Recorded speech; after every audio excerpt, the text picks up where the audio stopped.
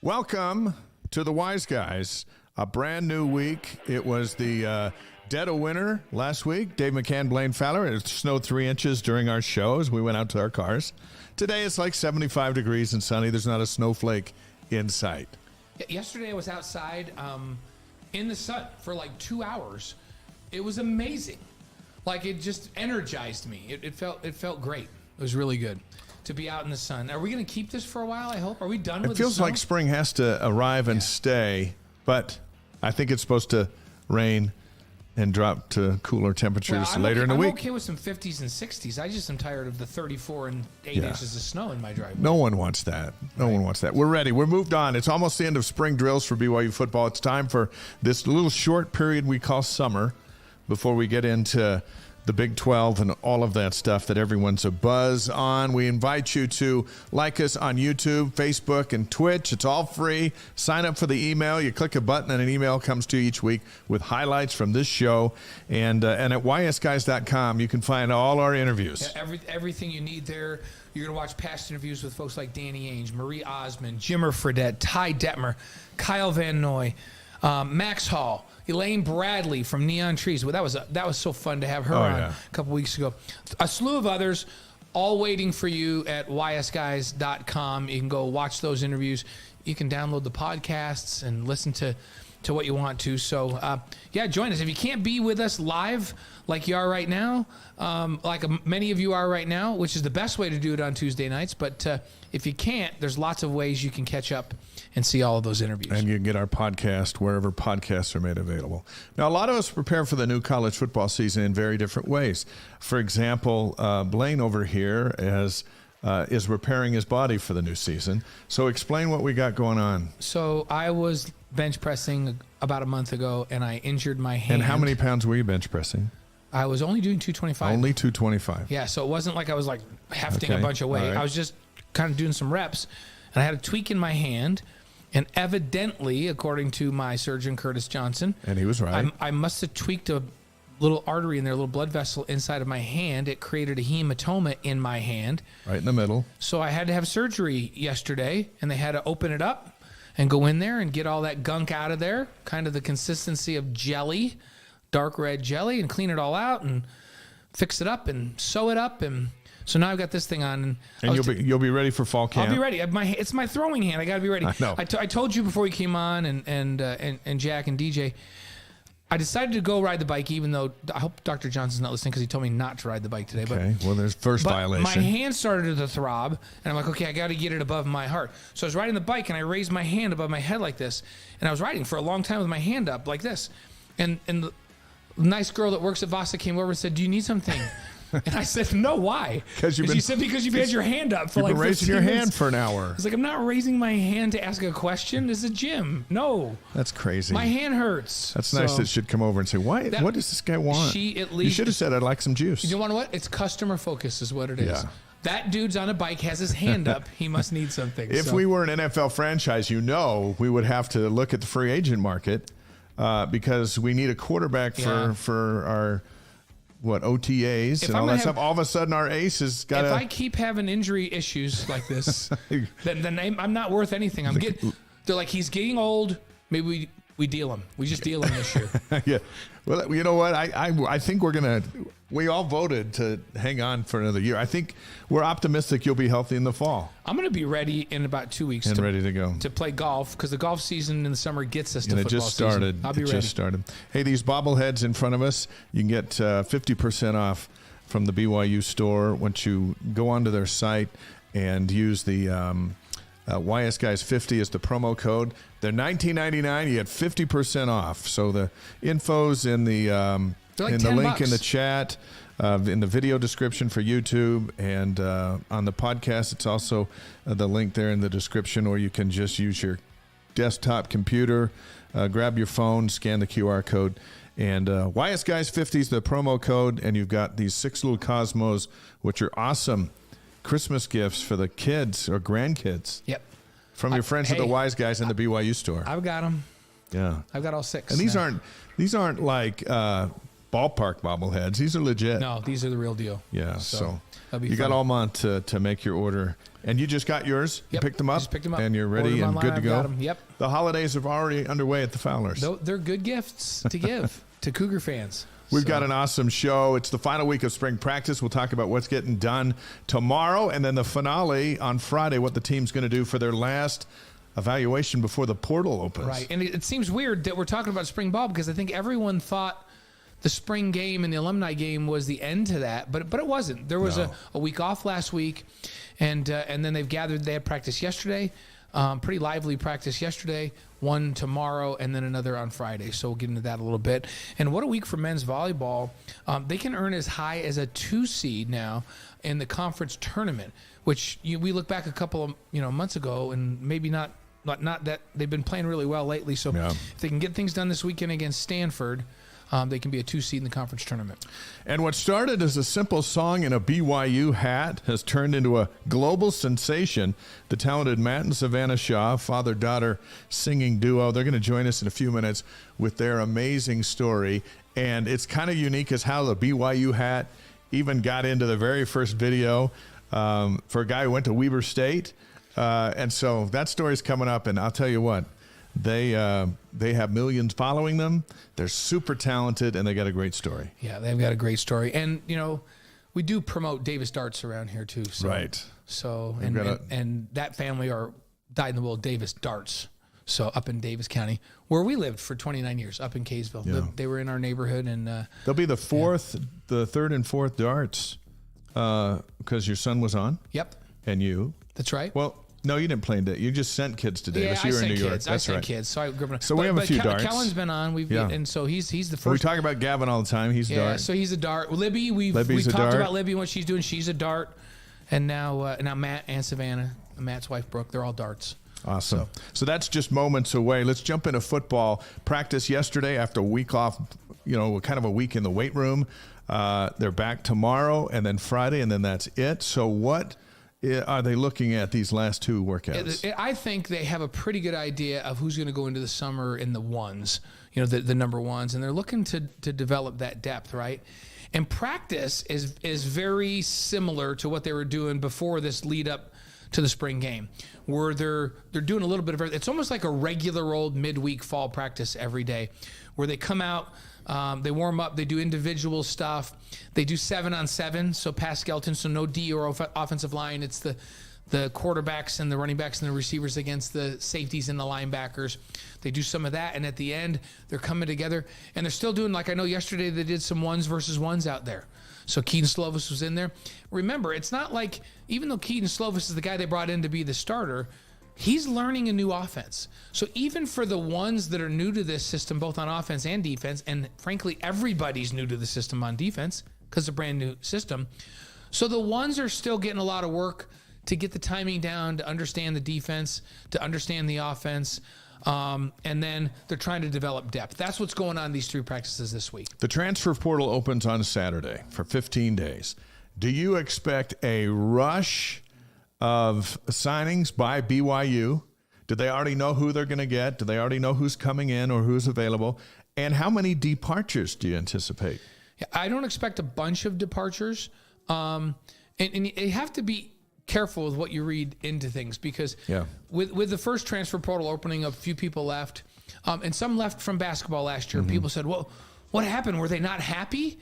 And sometimes the people that are leaving sit down with the coaching staff, and the coaching staff says, listen, we're looking at our depth, we're looking at our long-term plans, and you're not in the first 2 going in. So if you want to stay, great. If you don't want to stay, we'll help you. Right. We'll help you transfer out. We'll help broker a deal, because it's not fair to you to keep you here and not be honest with you and tell you you're not in the 2 deep right now. Yeah. So some of the folks will transfer out. That's the reason they're transferring out. Not that they're unhappy. It's just they're not looking like they're getting playing time. And some will say, well, I'm going to stay in battle. Yeah. I don't think we'll see a bunch on their way out. I do think that we're going to see BYU, not a big number, because this is the second round of the portal, but a couple of strategic signings I think we'll see from BYU. I think you're going to see a couple of P5 starters from other programs that are going to transfer in that will give BYU some immediate help this fall. That'll be exciting. And they've got 15 days before the portal closes again. And so the rest of the month, right up to the NFL draft. And we'll look at some key dates here in a second. But that's what's going down this week. 2 more practices, and then the portal opens. And then the team you have is the team you play going to the Big 12 with. In the Big 12. Tickets, by the way, I want to update you on that. Big interest with Big 12 tickets at LaVell Edwards Stadium. New and non-renewable ticket sales for season tickets, they're sold out. This is according to BYU. If you had renewable seats in the end zone, your tickets are still available to purchase. You'll get an update in the mail, an email saying, hey, you're up tomorrow, chance to get your tickets again. There are going to be some single game tickets, and those will be available in August. And then the Rock will have their tickets through the student thing. But individual tickets, I can't imagine them being very many.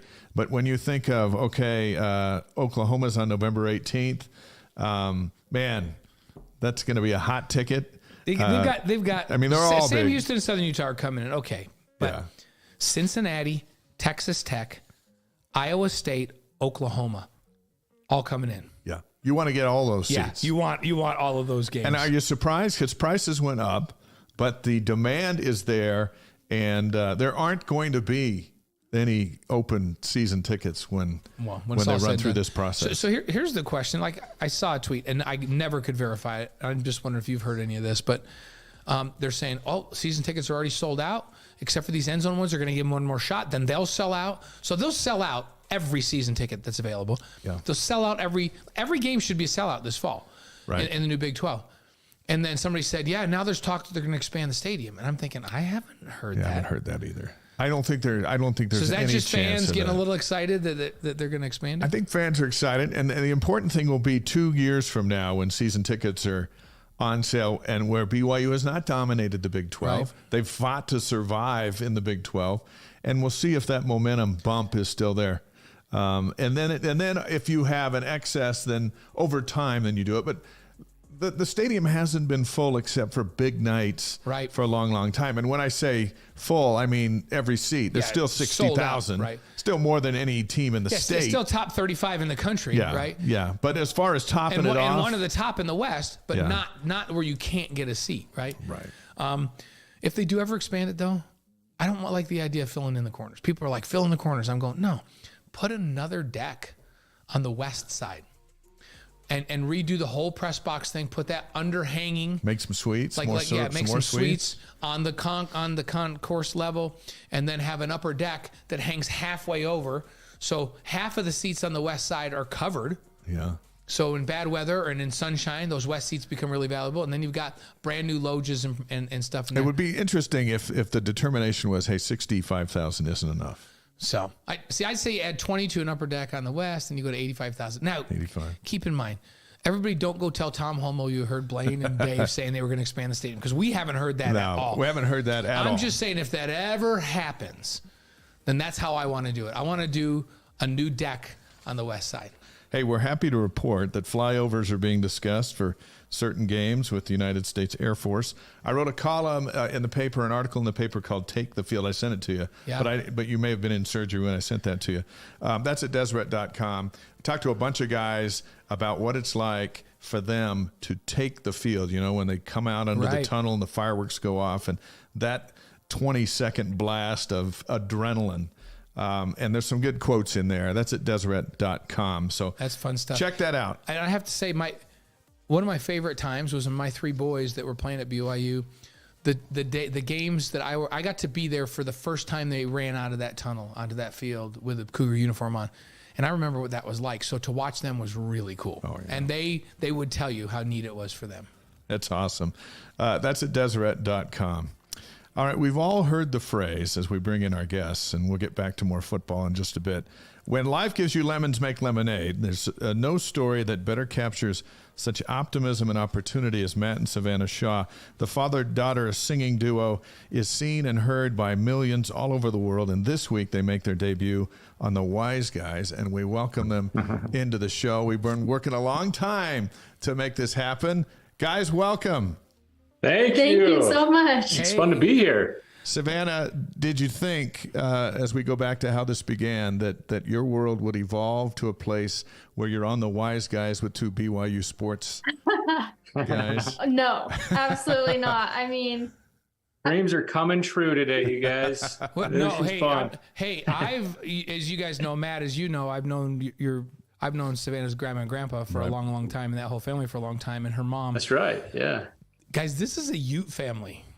Like, so that this side of it. Yeah. So this is a big deal for me to get that side of the family to go and watch a BYU show. I love it.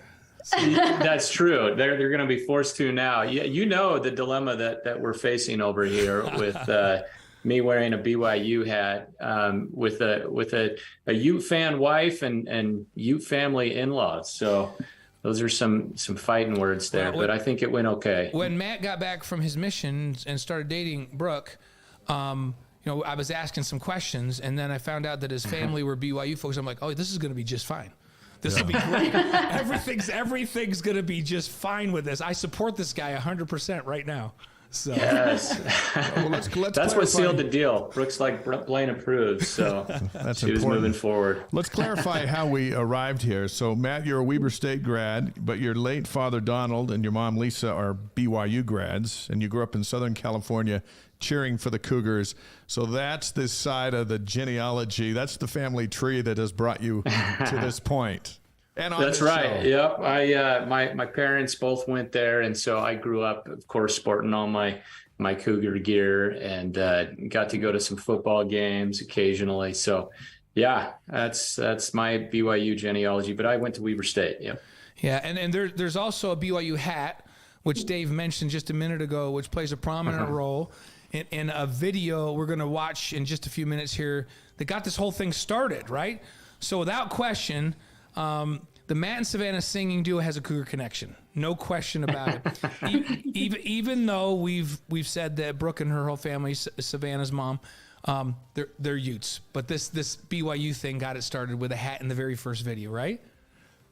Yeah, it did. It was kind of a freak accident because I was wearing the hat out doing some yard work. I had an old family reunion T-shirt on. And if you see that, Blaine, it lists all the Ferguson's name on there because it was a Ferguson family reunion. So every one of their names is on the T-shirt. Obviously, we did not plan for that to go past like family and friends. I was just naive with like privacy settings on Facebook. And so it blew up, and it's so funny. Even now, there's Corey, he's a physician, and some of the other ones will run into like patients or clients or friends, and they'll be like, I saw your name on a T-shirt from that father and daughter. And so it's kind of fun.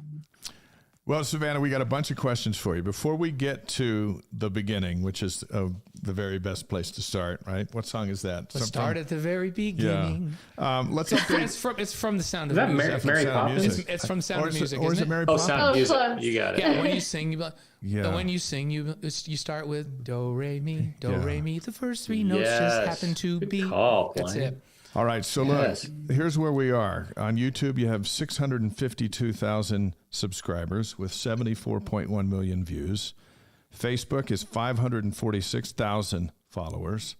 Instagram is 146,000 followers. Matt and SavannahMusic.com, 647,000 subscribers. Twitter is 1,619. There's some work to do on Twitter. Twitter is one of those ones. I still don't know how to use Twitter. Well, Twitter's not the best platform for streaming stuff anyhow. But I added it up. It's 1.9 million, and we're going to share some crazy numbers in addition to that in just a couple of minutes. So as the two of you sit here with us today, 1.9 million people have checked out your singing abilities. Savannah, does that blow your mind?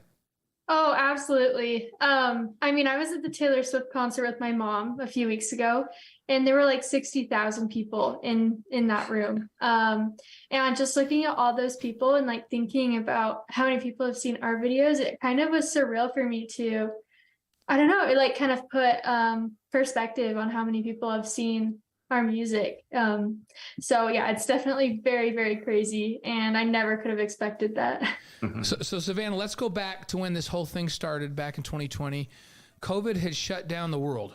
like shut down our world. We were doing live sporting events. Hey, we were still doing some of them, but we were in arenas, huge arenas like you're talking about, no people in it. No. Dave and I sitting down there at tables 20 feet apart with masks on, calling games. It was the strangest time in the world for all of us. But for you, it shut down choir practice and you guys being able to get together and do all that. So to keep your group of friends in touch with each other, you got this idea of starting a group chat on Instagram. So take us, what happened next with that?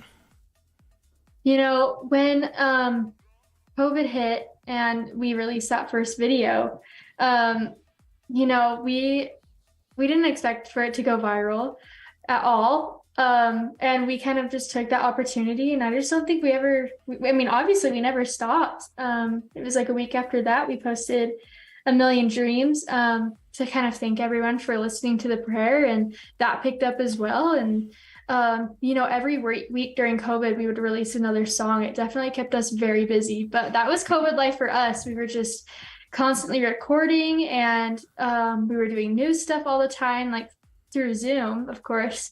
But yeah, it was busy for us, which I'm honestly super grateful for, because I feel like I would have gone crazy otherwise. See, we were fighting in our family. You guys were doing music. We were homeschooling wasn't a big hit with the kids. Oh gosh, that was the worst. Plenty of that over here as well. Don't worry. So you guys decide, Savannah, you decide you want to record a song and send it to your friends, which is the prayer. And your dad is out working in the yard, and you go out and get him. You want him to change clothes, but he's like, "Come on, this is just for your friends. Let's sit down here and record this thing." So what does he say when you go out there and go, "Hey, come in here and let's record this song"? He was down for it. It was, I don't really think he had any questions. You were just like, yeah, seems fun. Let's go for it. Yeah. Because I think neither one of us really expected for it to really do anything. So it wasn't, I don't know. It was just kind of, I mean, if you watch that video, it's so funny because it's so unprofessional. like we didn't even know to turn the phone sideways. So there's like big old black bars on the side. I pop out a screen completely once because I wasn't paying attention. I think I just leaned over. It's just, we really didn't expect anyone to see it. And had we known, I think, that it would have been viewed so widely, we probably would have taken it way more seriously. But then you kind of wonder, would it have had like the charm, right? Because it was clear that we just didn't know what we were doing. We weren't trying to be anything. It just kind of happened. Yeah. And Matt, you grew up singing. You went to Weber State on a music scholarship. So music's been part of your life, most of your life, right? And but you didn't, as you guys just mentioned, you had no idea what was going to happen from any of this. I mean, basically it was, hey, let's just sit down and do a duet. Let's just sing into a microphone attached to an iPad or a computer, I assume, right? Right, it was, And what happened next is just remarkable. How did this thing take off from there?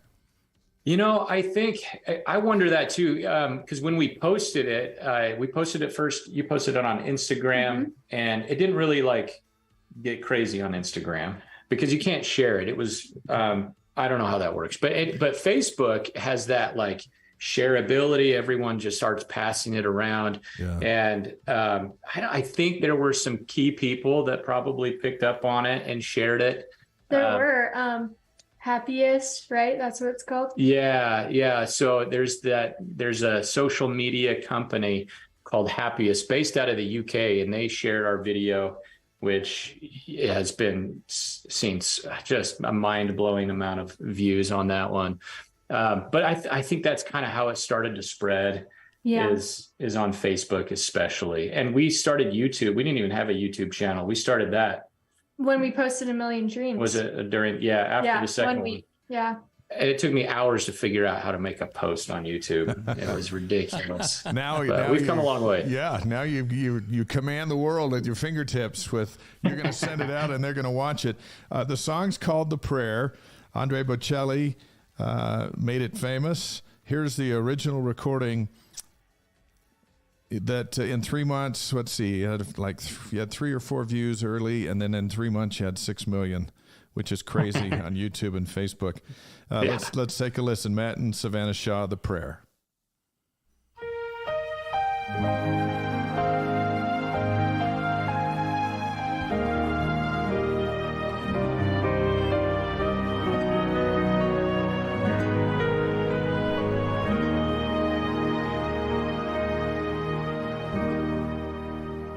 Pray you'll be alright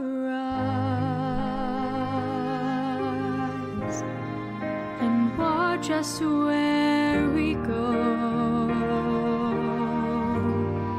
and help us to be wise in times when we don't know. Let this be our prayer when we lose our way.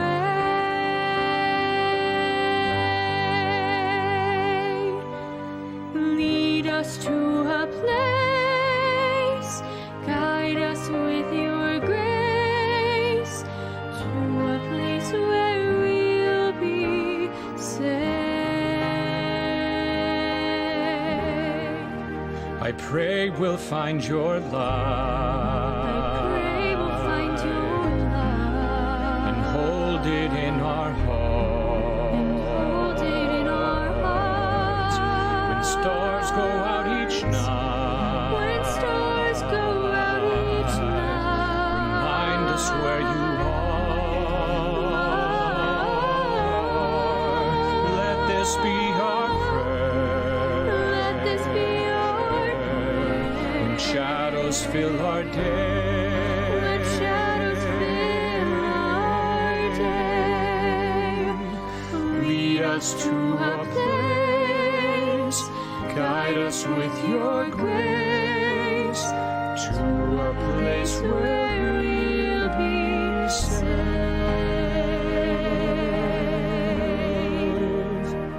A world where pain and sorrow will be ended, and every heart that's broken will be mended, and we'll remember we are all God's children, reaching out to touch you, reaching to the sky.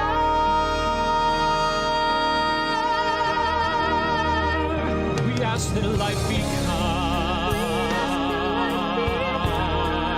and watch us from Watch us afar. from above. We hope each soul will find another soul to love. Let this be our prayer, just like every child. Just like every child Needs to find a place, guide us with your grace, give us faith so we'll be safe. Needs to find a place, guide us with your grace, give us faith so we'll be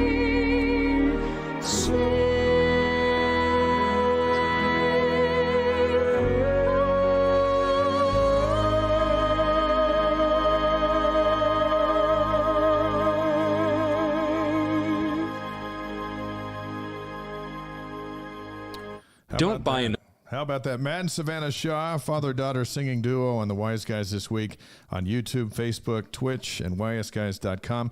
Please subscribe. It's all free, and our wives would appreciate it. And we give a shout-out to all the Fergusons whose names we watched all represented on on your that T-shirt. shirt on that.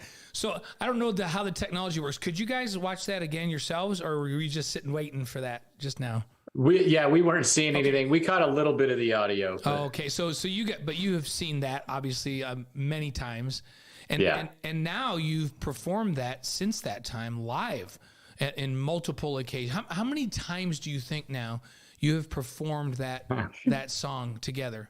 We perform it every show we do. That's like our encore. So if people ask for an encore, we'll come back out and sing the prayer, which is so fun that we get to end a show with the song that started it for us. Oh yeah. Yeah. How many times? I don't know. Cause I don't even know how many shows we've done. No, me neither. A lot.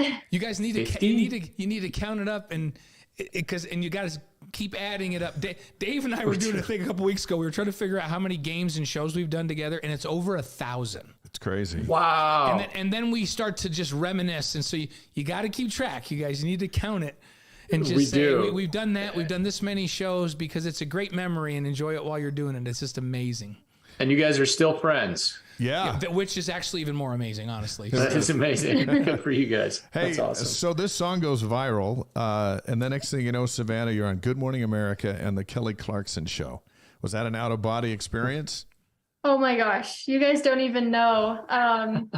When we did Good Morning America, my mom woke me up, and she said it was like an Anna from Frozen moment where I like sit up and my hair is crazy. She's like, hey, you're going to be on Good Morning America. And like today they just called. So get ready. Cause you got to do this interview. So that was crazy for sure. And then when we did Kelly Clarkson, I've admired her for so long that sitting there waiting for her to join the Zoom call was like the scariest thing of my life. Cause I was like, she's going to pop on at any moment, and am I going to be weird? What am I going to say?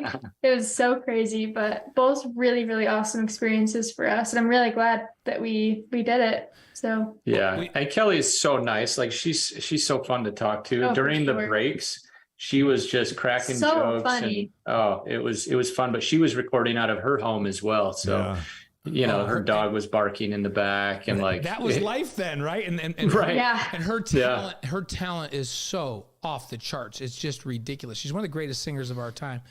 To be on that, how cool. Savannah, we understand that you were once pretty shy. What changed? Like what happened here?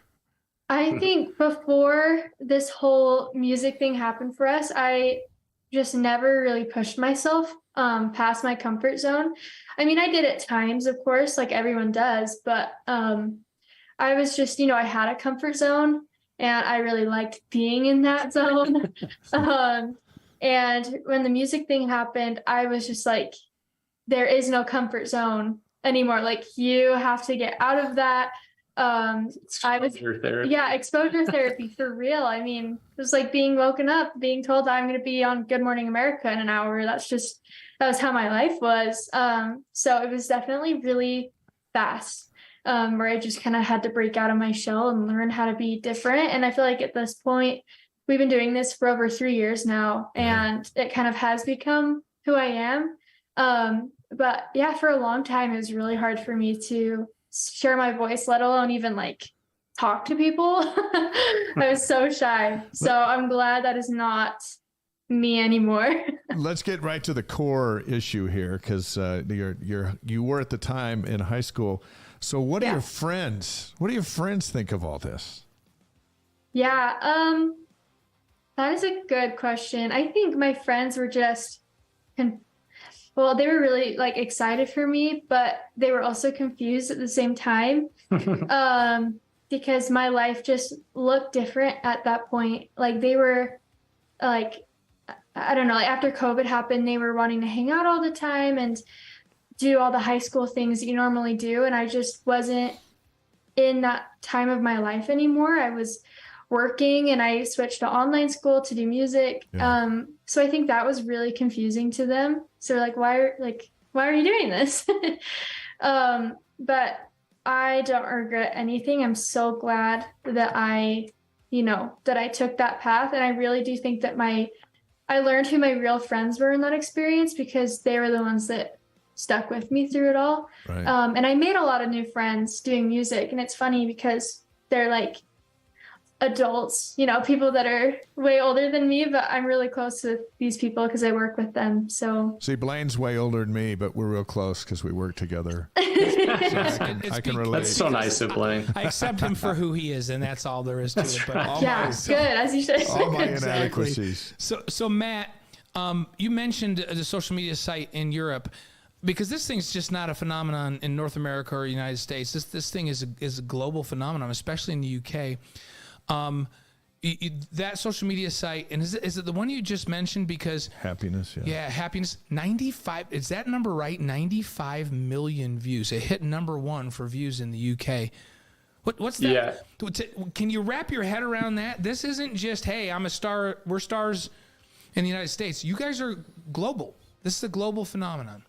Yeah, it really blew our mind, I think, to realize how far and wide the music had spread. And that was one of the things that really surprised us, is to see how many views that had. 95 million it's hard to wrap your brain around what that means.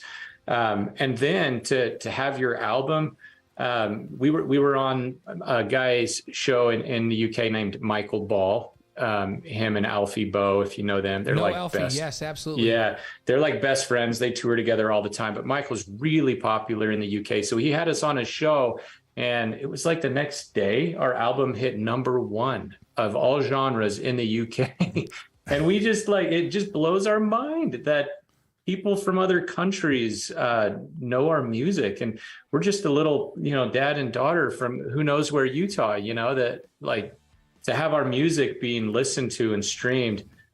We do concerts. We do. We have an annual Christmas concert we do at the Eccles Theater here in Utah that we sell a live stream ticket to, so anyone in the world can watch. And last year, I think we had 27 different countries represented in our live stream, viewer audience. I don't even know. Yeah, I still can't comprehend that. It blows my mind. Well, you're right in there. You got the Rolling Stones over there. You got the Beatles. You got U2, and you have the Shaws. That's what we got going on in the United Kingdom. For a day, at least. Right? Well, and we were thinking about, you started with covers, and now you guys are doing some of your own stuff. The first couple of covers you chose, hey guys, let's just go big, right? Let's go with the prayer.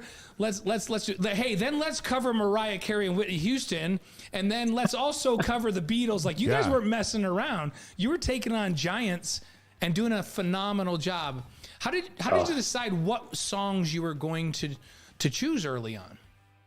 It was songs that would work for a male and female duet, because there are a lot of those songs out there, that aren't like sappy love songs. Yeah, so our choices were very limited, so we did kind of have to take on those big songs. But after a while, we were like, we are running out of options, and I don't know what we're gonna do. So that's when we hired on our music producer to take some of our favorite songs and turn them into duets. But at the beginning, I feel like the choice was kind of made for us.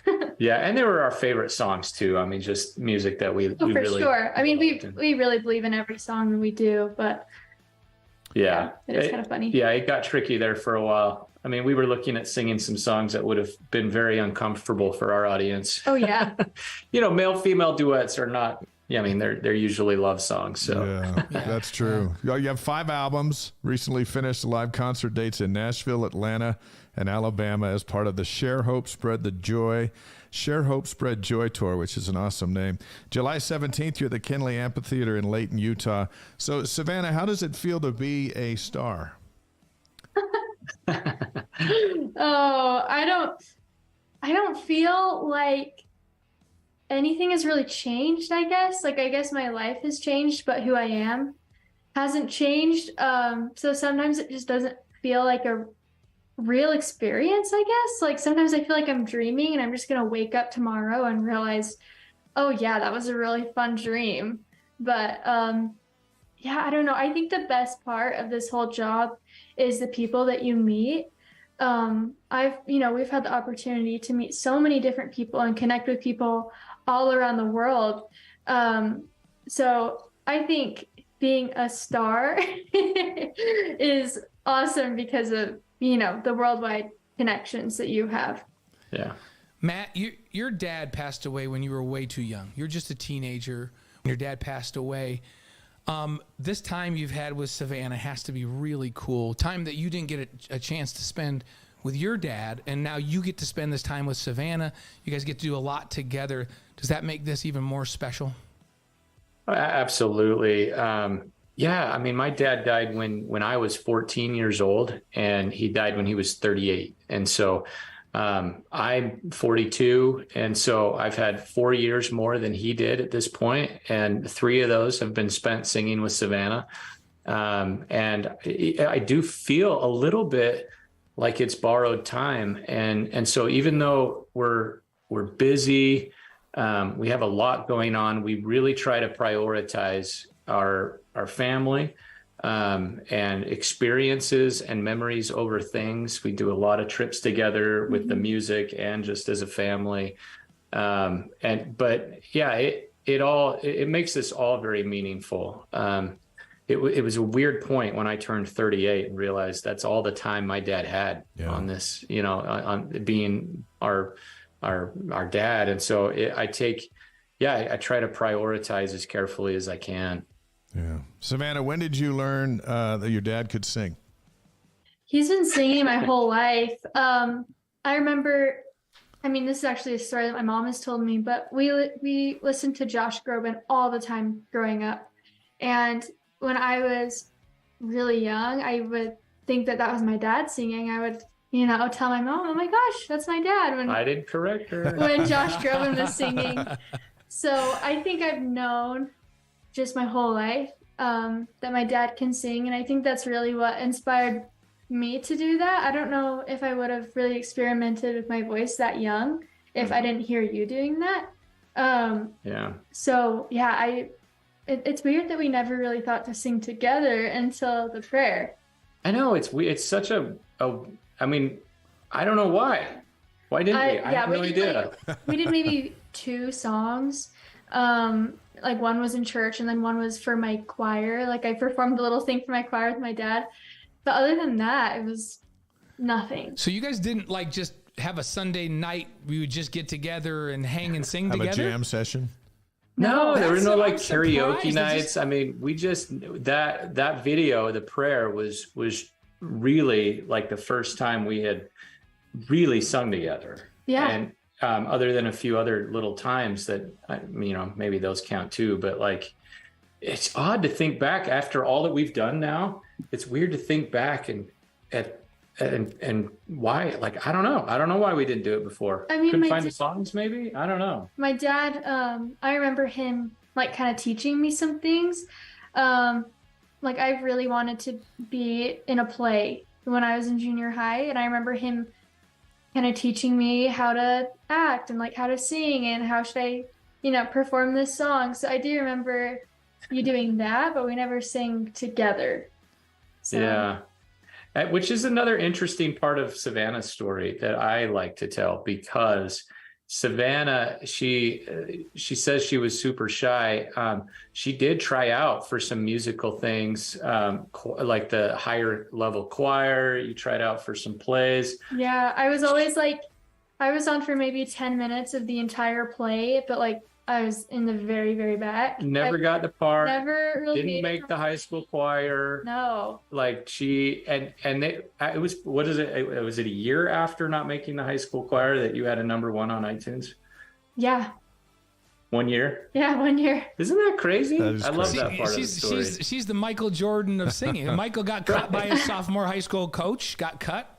He ended up being pretty dang good, right? Yeah, it worked out for him. Sometimes when it's not the success that comes right away, it drives us a little bit, and it just comes at a different time. Here's another popular song. Let's take a clip of this. This is When You Believe, Matt and Savannah Shaw.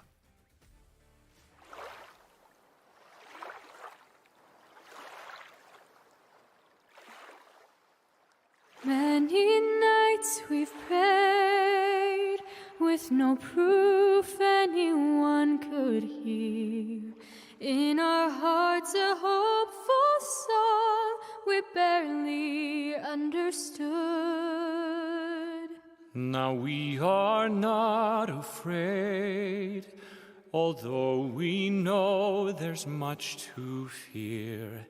We were moving mountains long before we knew we could.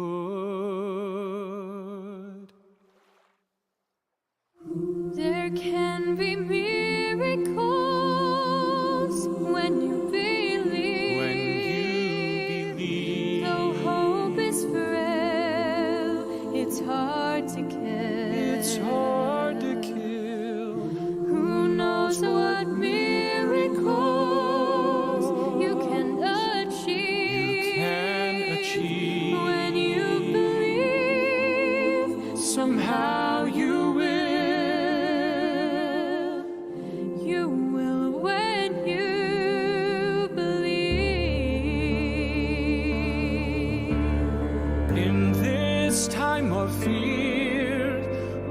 care so often proves in vain. Hope seems like a summer bird too swiftly flown away. Yet now I'm standing here, My heart's so full I can't explain. seeking faith and speaking words I never thought I'd say. There can be miracles when you believe. Though hope is frail, it's hard to kill. It's hard to kill. Who knows what miracles That is a clip from When You Believe as Matt and Savannah Shaw continue with us on the Wise Guys. How many views on that one? That was cool. Oh, that's such a sad story, actually, because we filmed that out on. There was a structure. I don't even know if I should name it at this point, but it's up on the Salt Lake, and lots of other Utah artists have filmed there. We just it's on public land, so we assumed it was fine. We got a copyright notice on our video, and they wanted us to. This Yes. is after it had like 2 million It views. had millions of views, and they said you have to take it down. And we're like, but the other Utah artists have done videos on this, and no one got flagged. But I don't know. Maybe there was just, I don't know. They picked us, so we had to actually take the whole video off of YouTube, re-edit the whole thing so you can't see the structure that we were filming in. Really? And we had to re-upload it. So Oh my it had goodness. millions of views, and we just had to re-upload it like, I don't know, a month or two ago. As we're watching that, it's very obvious. There's no longer a microphone and an iPad sitting in front of you, or a Ferguson family reunion T-shirt on, right? So you guys have music videos, professional studios, backup singers. Like that group was good, really good. The backup singers. Oh, they're phenomenal. Yeah. Musicians that are working with you. You have your own material that you're recording now. All that I just said sounds like a lot of work right now, though. Savannah, like how do you keep it fun? It's work now, isn't it? For sure. But I think you just have to prioritize the things that matter to you and that you want to pursue. Like I'm still pursuing things other than music. Like I have another job. So it's just important to, make time for what's important. But, music really is my favorite thing ever. And I'm so lucky to do this as my job most of the time. It just feels like, the fun stuff. Well, Matt, Garth Brooks once said, and I know you love this quote, every blessing is a curse, every curse is a blessing. How does that equate to your experience?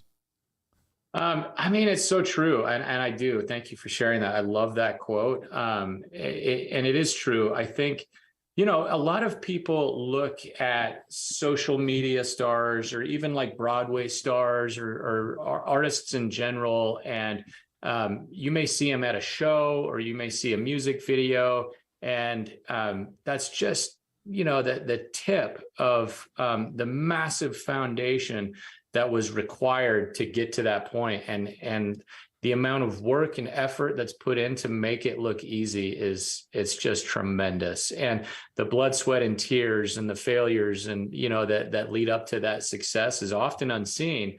But that's often what's required to make it work.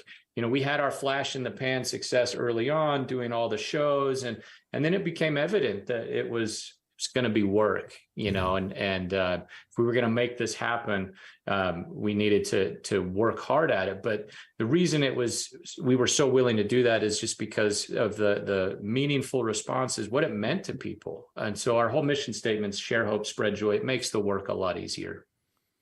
That's great stuff. And people don't realize how much work it is. You guys have come a long way, not just with all of the elements that you've put in, but perfecting your craft. And it's just amazing. Hey, what role does Brooke play in all of this? Because she spent some time in our home back in the olden days, and That's right. Spent some time up at the Ferguson home back in the olden days. And so what role does mom play in all of this? My mom does so many things behind the scenes. Like you she's really what keeps everything running for us. She kind of just fills in, what we're missing and helps us along the way. My mom is at almost every show, at almost every recording session. And when she's not there, she's home taking care of the kids so that we can be out doing those things. So, she really is just what keeps it all together. Yeah. And on top of that, if you watch that music video back, you'll see that Brooke's in it. She's in the choir. Oh, I've got to go back and look for that. We sneak her in sometimes. So we'll sneak her in. She sang background vocals on a few of our tracks. And so that is good stuff. Yeah. So she helps out just about everywhere you can. And really, we say this all the time, but she's the glue that keeps, the whole family together, keeps everything running. We 1,000% couldn't be doing what we're doing without her. Yeah, I'd be surprised if she doesn't have some memory of being in our house, sitting around the piano or around a guitar on a Sunday night or sometime during the week and singing. Oh, she totally remembers. She mentioned it to us earlier. She can tell you that music was big at our house and still is big at our house, right? Performing arts are huge in our home. And your mom spent some of that time. I know we've been out in the backyard of our house in Kaysville with her there with the guitar out and singing some songs as she was growing up. So it's 100%. Yeah, she remembers that. She just went and celebrated your daughter, their show here when it toured here in Salt Lake, Moulin Rouge. That was really exciting for her to cheer her on and celebrate her success too. Well, I'm loving seeing your success, and I know what work it takes to. Because we've watched that from up close, and to watch this next generation, Savannah, for you to do really well, it's been really cool. Thank you. That means a lot. A few more minutes with Matt and Savannah Shaw. Savannah, you're the oldest of the 4 children. So how do you make sure the others don't feel like they're on the outside looking in? I think that we just include them wherever they want to be included, but I also think that it's important to not force them to go to anything they don't want to go to, or, make them sing with us if they don't want to, anything like that. So it is a family thing for us. Wherever they want to be included, they are. So I would say that's probably kind of how we've gone about it. But at the same time, we, again, really prioritize just doing the fun things. Like we just got home from a trip in Hawaii with our family, so we're making sure to spend that quality time as well. So we've had Penny Jean sing on a few of our songs. She's singing on our upcoming album, and we've had Easton play the ukulele, and Eric has even provided some intermission dance routines at some of our shows, which has been fun. That's good. So yeah, it's fun. That is good stuff. Well, we got a cover we want to share from the Beatles, which we love. Here Comes the Sun, another number from Matt and Savannah Shaw. Here comes the sun, doo-doo-doo-doo. Here comes the sun, and I say it's all right. Little darling, it's been a long, cold, lonely winter. Little darling, it feels like years since we've been here. Here comes the sun, doo-doo-doo-doo. Here comes the sun, and I say it's all right. Little darling, the smiles returning to their faces. Little darling, it seems like years since we've been here. Here comes the sun, doo-doo-doo-doo. Here comes the sun, and I say it's all right.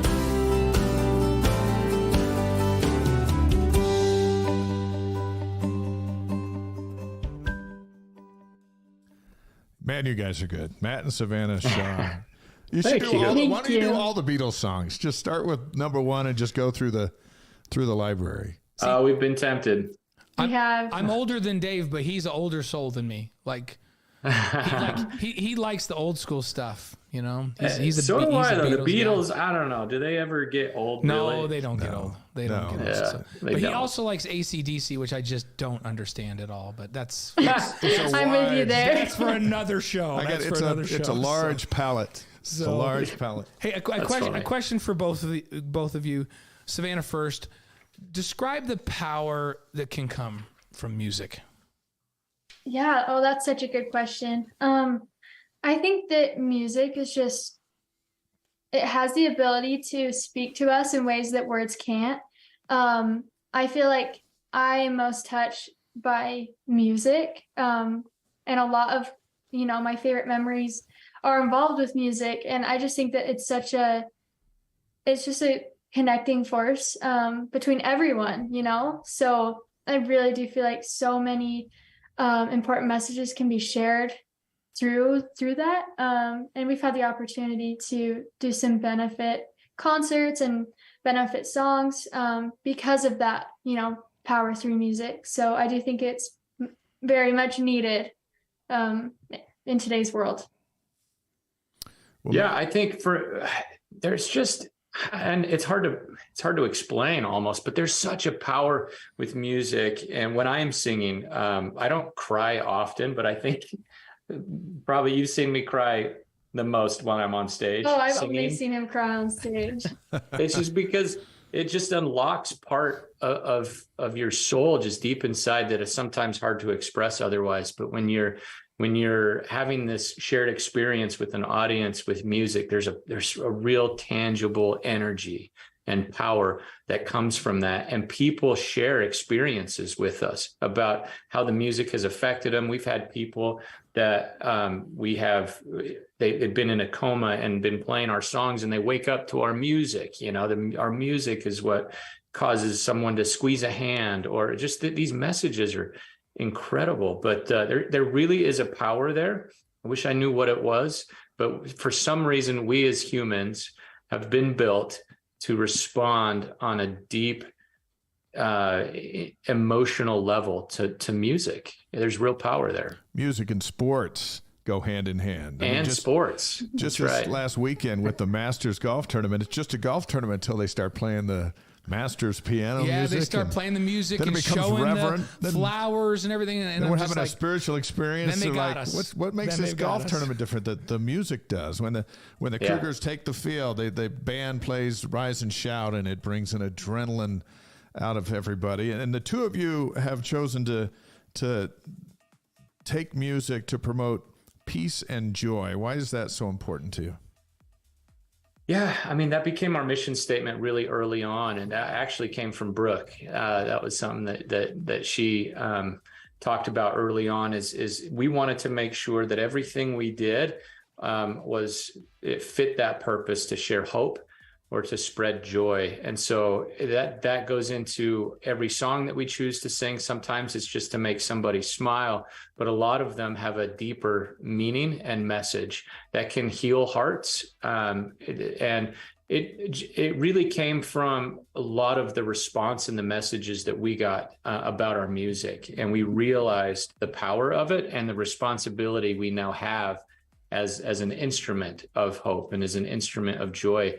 To be able to do that is pretty remarkable. And we're just thrilled to have an opportunity to use our voices for something like that. That's great stuff. Hey, Matt, are you still in the real estate business when you're not doing music, or is it all music now? No, I still am. I still do my real estate stuff. I've got a business partner. We've been best friends since high school. And so he handles things for me when I'm out and about touring and doing music. So you're juggling both of those worlds. And I knew you had a successful real estate company. I'm glad to hear that's still going great. And Savannah, what are you doing? You mentioned doing other stuff. What are you doing when music isn't like the most important thing in life at that moment? Yeah, so I'm actually starting this summer. I'll be going to a skin science school, which I'm super excited about. My mom's cousin owns a medical spa, so I'll be working for her. And it's just really flexible with music, and it's some stuff I'm passionate about. So really excited for that. Awesome. We want you to both commit right now when you have a new album ready to come out, you'll come back on the show. We will. Absolutely. Yeah, So- that's so you coming guys- up pretty soon too. Last week, Elaine Bradley was on with us, and I don't know if you know who Elaine is, but she is the drummer and does a lot of the vocals for Neon Trees.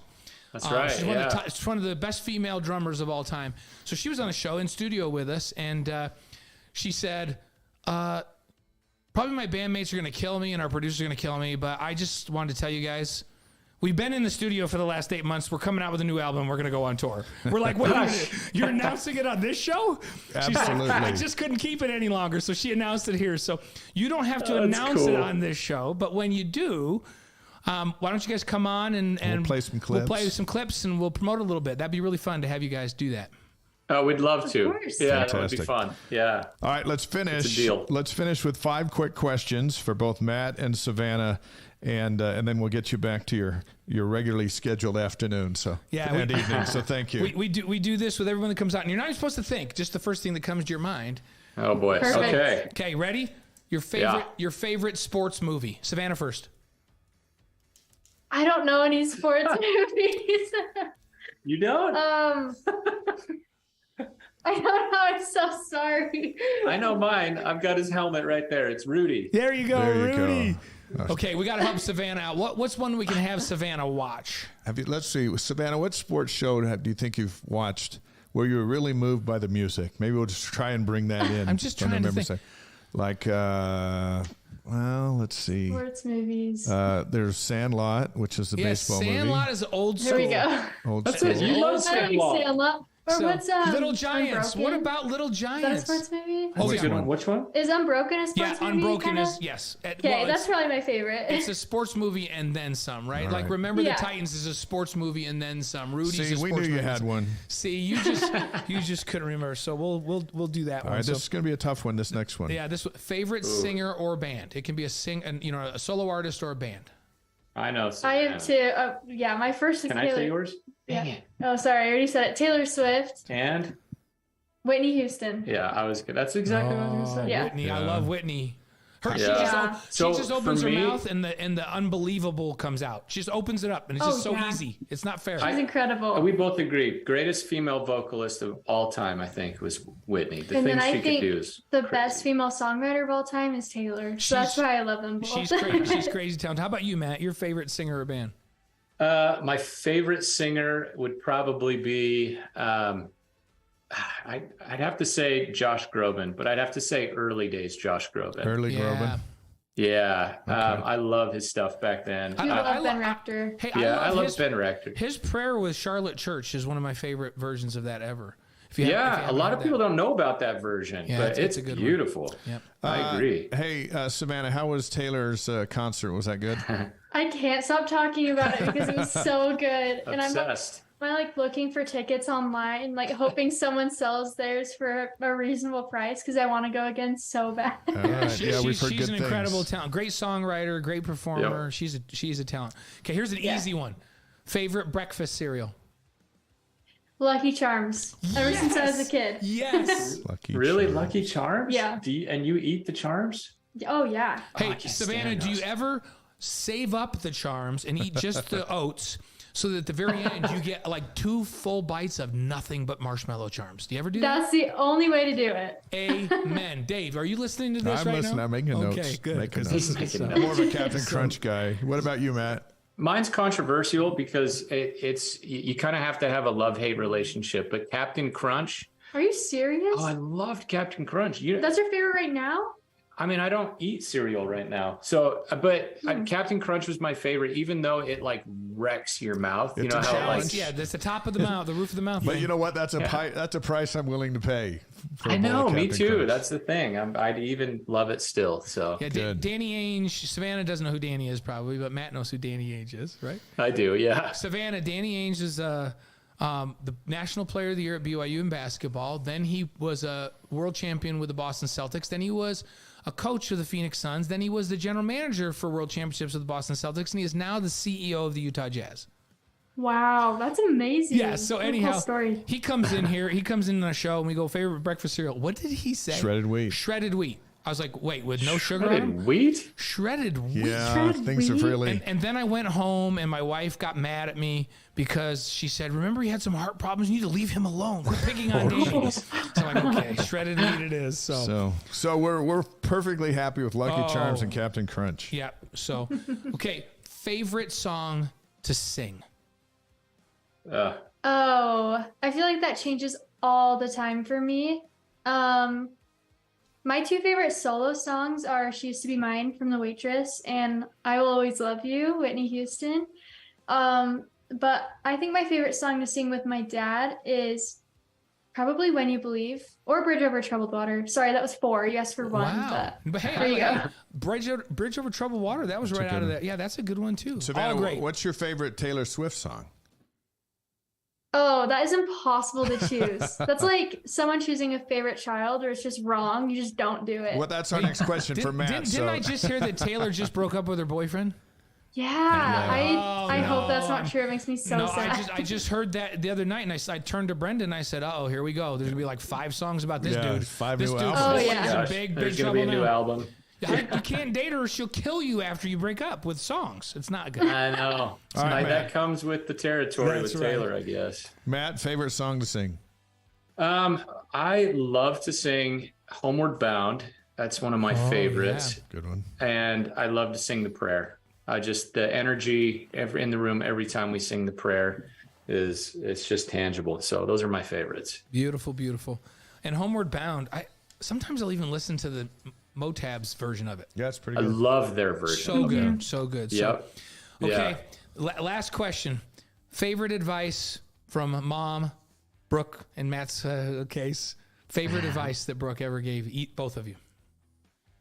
I feel like my mom is just full of great advice, so it's hard to choose one. I think one thing that has always been so valuable to me that my mom has taught me is to really love yourself, because she's always taught me that when you love yourself, it is easier to love other people and to give to the world, when you're taking care of yourself. So I would say that's probably the most valuable advice she's ever given me, because I think throughout this process, it's awesome that we get to give so much to people, but it's helped remind me that before I do that, I need to make sure I'm, loving myself, taking care of myself. So, yeah. Excellent. Good. That's a good one. Matt? Mine's not nearly as deep. It's kiss the cook. That's my favorite advice. Does she have a? I think Brenda might have a apron that says "Kiss the Cook" on it.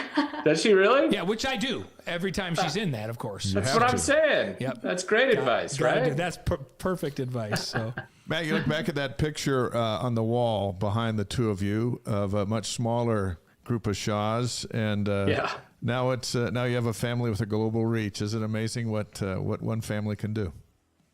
I mean, it is amazing. I hope it's a testament to those who, like Savannah, maybe were a little bit shy to share their talents, because there's so much good that can come from people who, step out of the comfort zone, be a little bit brave and vulnerable, and share whatever that is about yourself that's special to the world, because it can make a difference. And we're just lucky to be in a position to be able to do that now. amen. You can follow Matt and Savannah Shaw on YouTube, Instagram, Facebook, Twitter, and mattandsavannahmusic.com. Matt with 1 T, right? 1 T. Yeah, Matt with 1 T and Savannah with no H. Yeah. So MAT and ANDSAVANNA, right? Yep. That's it. Matt Yeah, with we 1 just T, didn't want to Savannah have with to. no H. So Yeah, we just didn't want to have to waste money on souvenirs with our names on it. Smart. They don't make them. Hey, So- our advice from the wise guys, Matt, is to keep wearing that BYU hat. Just find opportunities to pop that into a music video. Hey, Let the whole world go, why I is there brought a it. Y on that hat? I know, it's right here. I couldn't put it on with my headphones. Otherwise, I would have been wearing it. Well, we appreciate you repping the Y every once in a while. So maybe on one of these upcoming, you figure out how to just a little. Maybe we'll get you a Y with just like a little BYU thing on the sleeve, so it would be really subtle, but we can point it out for people. We'll get you some gear. There you go. Oh, I love that. Yeah. I'd rep it. Yep. Rise and Shout would be a good song to add to the new You don't album. have to. You They're don't have excited. Daddy-daughter version. You don't have to go like Dave's version on the video, like the shirt he has on today. That's a little too much. Right Yeah, there. it's just a bright Y tonight. But But appropriate. Right. Hey, it's so great to have you on the show and to get to know you, and we look forward to having you back on. And we're proud to be a part of the Matt and Savannah Shaw fan club. So thank you. Well, thank you you guys. so It was a much. pleasure. That was Hey, fun. give my love and Brenda's love to the whole Ferguson family. Big hugs to everybody. We For will. sure. Thanks, Thank Blaine. you. Good talking Thanks, to you guys. guys. Good to talk to you guys. So those are the Shaws. What a duo! And it's we throw those numbers out. It's hard to even fathom how many people around the world have watched these two sing songs and from really starting right in their family room up in Davis County, Utah, to even that song, but the prayer, 95 million views in the United Kingdom. 95 million views. So and That's a powerful and they have an duo. album that was #1 in the UK that came out, a digital album.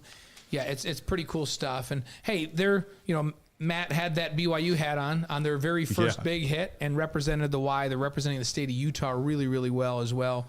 And people are going, hey, they're from Utah. I wonder, are they affiliated with BYU? Sure. Are they affiliated with the Mormon Church? You see that hat every now Yeah, and then. So there you go. They're doing great things. Thank you for coming on the show. That's just great. And now when they put new albums out, we can just have them pop on. Yep. Say, hey, here's a new song, and talk to them for a couple of minutes. And now they're in. They're part of the Wise Guys family. Let's run over a couple of things going on campus. And I know we were talking about football before we start talking about music, and music and football are so intertwined. It's hard to imagine a football game without music. Hey, if you go to a soccer game or a volleyball, especially a volleyball game in the Smith Fieldhouse, every break has music to get the crowd amped up. Music is a part of everything we do in athletics. At every big event in college sports, there's music involved in it, which is great. Some key dates for calendaring purposes. Friday's the last day of spring drills. They'll have a scrimmage. We'll have some reaction next week on the show. And then you mentioned earlier the transfer portal for football opens again on April 15th. It's just open for 2 weeks. So the 15th through the 30th, look for a couple of moves from BYU with some signees coming during that next.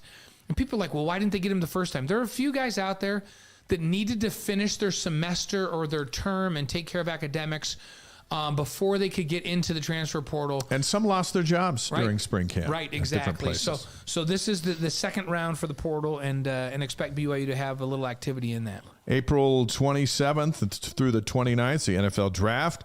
Jaron Hall, Blake Freeland, Puka Nacua, Caleb Hayes, all hoping to get their names called, and a handful of others hoping for camp invites. Yeah, Caleb Hayes moved up big time He had in a people's big eyes pro with that day. 4.340 that he ran, and then Blake Freeland freaked everybody out with his freakish skills. So you expect him to be a high draft pick, second round maybe for Blake Freeland. Yeah, that's good money. Yeah, absolutely. And Jaron Hall we expect to get taken in the draft as well. So hey, July 1st, BYU officially joins the Big 12. We've been talking about it. The official date. It felt like the official date when football was over. It felt like they were in the Big 12. Yeah. When basketball just ended, it felt like now they're in the Big 12. But the official date, when they're full-fledged member, is July 1st. Yeah, that's a big day. Stadium of Fire that night on July 1st. After Further Review kicks off its 10th season on BYU TV. July 25th, that's just around the corner. UNI Knicks. And then September 2nd, that's the opener. Sam Houston at BYU. It looks like that game's going to be sold out. Sam has to Houston be. is It going has to be to be. sold out. When the team takes the field, it'll just be such a rush. Men's volleyball, they're up to number 6 in the new poll. They're 16-6, 12-0 at the Smith Fieldhouse. They host Stanford Friday and Saturday, 7 o'clock Mountain Time on BYU TV with Jerem Jordan and Steve Vale. 2 wins there for the Cougars can lock up the 2 seed in the conference tournament. Remember, this was kind of a bit of a rebuilding year, and then all of a sudden, here they are. Yeah, everybody's like, well, BYU's going to be reloading. Oh, how about number 6 in the country when you're reloading, right? How about That's that? like Alabama reloading in football. That's a good way to reload. The MPSF tournament is April 19th and 21st at Stanford, so that's coming up. Yeah. Hey, how about baseball? They're 11-19, 5-7 in WCC play. They beat San Francisco on Saturday 15-6 to win the series 2-1. 15-6. That was a baseball game? That was a baseball game. They got beat 15-5 the night before. I know, it's crazy. In that game the night before, this freshman Luke Anderson went 0 for 4 with 3 strikeouts. Couldn't have been worse. Then he turns it around and goes 3 home runs and a pair of doubles. Come on. 5 for 5. It's crazy. It was a stunning display. Gary Scheide and I were on the call on that one and hit the first one. And it's like, well, maybe then he hit the second one. Now it's all of a sudden, could he really do it? And he came up and bounced one over the wall, and then he hit a double, and then he hit the third. And then we're thinking, can you hit 4? Yeah. Is that even legal? And he comes up and he hits it down the right. Unbelievable. Bounces over the wall. So, hey, Utah Tech's at BYU as we speak, right? So it's on the BYU TV app, so you can be listening to us and kind of watching Checking that. on the game. You can do both if you want to, or watch it later on the app. And then Thursday through Saturday, they got a big series. Right, with Santa Clara, at Santa Clara over in the warm. Although it's warm here now. Yeah, so. I think it's supposed to cool down, believe it or not, later in the week. Softball's 20-10. They're 3-0 in the WCC. They've got Utah Valley tonight. That's going on now on the BYU TV app. Utah beat them last night. Cougars swept Santa Clara. Big series is this weekend at LMU, Friday and Saturday. The teams are picked to finish in a tie for first. Right. Last year they finished in a tie for first, but because LMU won 2 games out of 3 against BYU early in the season, LMU got the tiebreaker, and they got invited to the NCAA tournament, and BYU didn't, even though BYU had like 42 wins. They got totally dissed, but now they got to go to LMU, and they got to face that demon. It's a big time. And so without a conference tournament in softball, the winner of this series is pretty much going to be likely the NCAA tournament representative. And so this is a big weekend for softball. And that's a program that's ready to compete in the Big 12 for sure. Yeah. So, how about women's golf? We were over for the Easter egg hunt at the country club on Saturday, and Carrie was out there with her team, and they were putting on the putting green. BYU Intercollegiates at Riverside Country Club in Provo. That wraps up today. So, and they've got the WCC championships coming up. Right, April 20th through 22nd. That's up in Bremerton, Washington. Beautiful place up there. Coach Robert's supposed to join us next week, and we'll talk about that tournament. Men's golf, they're in the middle of the Western Intercollegiate in Santa Cruz, California. They've got the Ping Cougar Classic April 21st and 22nd over at Riverside Country Club. Yep. Hey, and next week, just so you know, Bilo in the house with us. He'll be talking about his 5 career interceptions. You know he will be. That'll come up. And then you mentioned Kerry Roberts ahead of the WCC championships, but Brian Logan and Kerry Roberts are guests next week. April 25th, Brandon Doman and Byron Rex. By the way, we want to congratulate Isaac and Lexi as they welcome Luca into their world last week. On the baby certificate, there should be a binding scholarship offer from BYU. Because they're both big-time athletes, and they're both tall and crazy. They'll have freakish kids. So we're going to talk to Grandpa Rex. Right, Grandpa Byron. Coming up. And Johnny Harleen's going to kick off May with us. It'll be a lot of fun here on the Wise Guys. We do want to extend our best wishes to former BYU president and member of the Quorum of the 12 Apostles and our friend, Elder Jeffrey R. Holland, home dealing with some health challenges. And I tell you, there's no bigger fan of BYU sports than our former president when we were students here. We again, our prayers to the Hollands and wish him a speedy recovery. Yeah, absolutely. Yeah, he has been such a good friend to us and so kind for so many years, and such a great friend to so many, right? Yeah. So we wish him the very, very best. Let's finish with a couple of things. The Sandlot came out 30 years ago this past weekend. That got me thinking. What's your favorite baseball movie?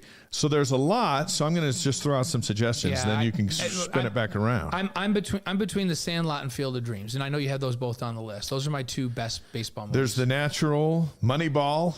Ooh, I forgot about Moneyball. Bad News Bears with Tanner out there running around.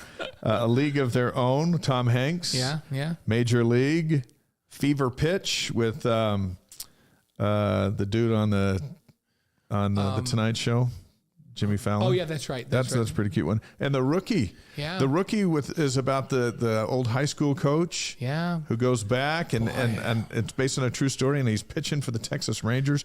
That one is high. Yeah. High on my list. Let us know your favorite out there on the chat. But man, The Sandlot is so good and so many lines. But I think, man, and I love Moneyball, but I'm going to go with Field of Dreams. It's such a good movie. Yes, it is. And I'm going to go with Moneyball But Field of Dreams, we're talking about classics. Yeah. But there's some movies you're flipping around and all of a sudden they're on, you just stop. If Field of Dreams is on, I'm watching it. Yeah. And Moneyball, if it's on, you stop and you're just like, okay, where are we at in this? Yeah, how much time do I have left before it's too late? I gotta go to bed. And there's a lot of lines in Moneyball but I'll tell you what, you want to watch a good movie, go watch The Rookie. With I can't remember his name, but I should remember his name. He's in the movies all the time. But it's this coach in El Paso or somewhere in West Texas, and his team makes a challenge that if they get to regionals or whatever, he's got to try out for the Texas Rangers, and the rest is it's just a good feeling of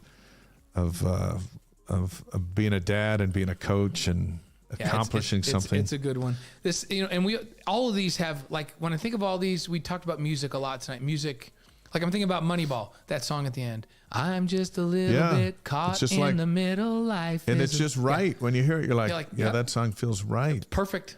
In The Natural, the songs that don't have words in them, but it just creates the feeling when he hits the ball and it knocks the light out and the whatever. Music makes a movie. It makes, it's awesome. And if you ever ask yourself, what impact does music have?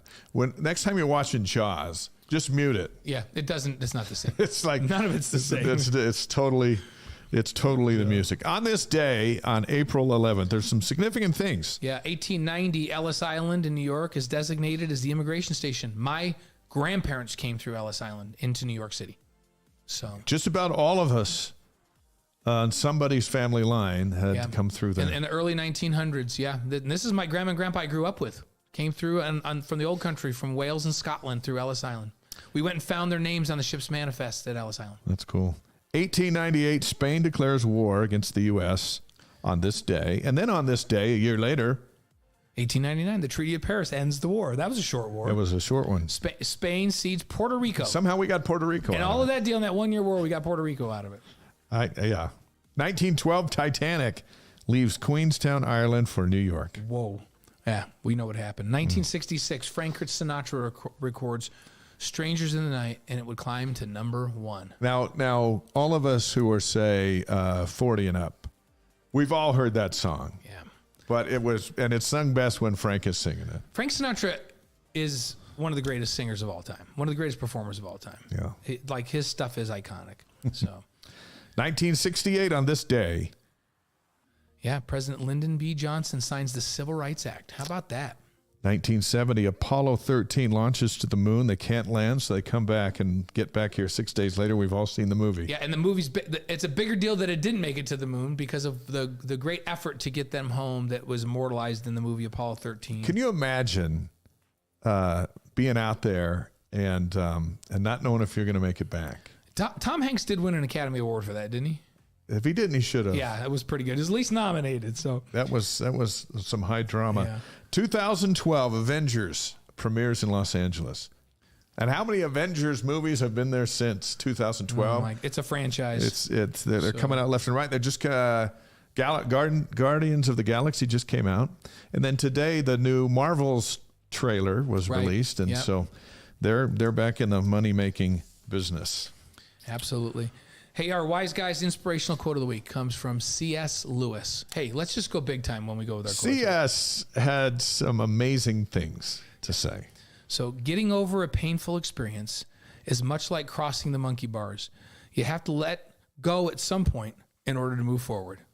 You got to move forward. Think about it. You can't let go of a monkey bar to move forward. Monkey bar, it's hand over hand. You got to let go to move forward. Yeah, and we all know that feeling of, can I reach that next bar? And then someone says, hey, why don't you skip a bar? And then it's a whole new thing. Yeah, there you go. But you can't, you got to let go at some point in order to move forward, the great C.S. Lewis.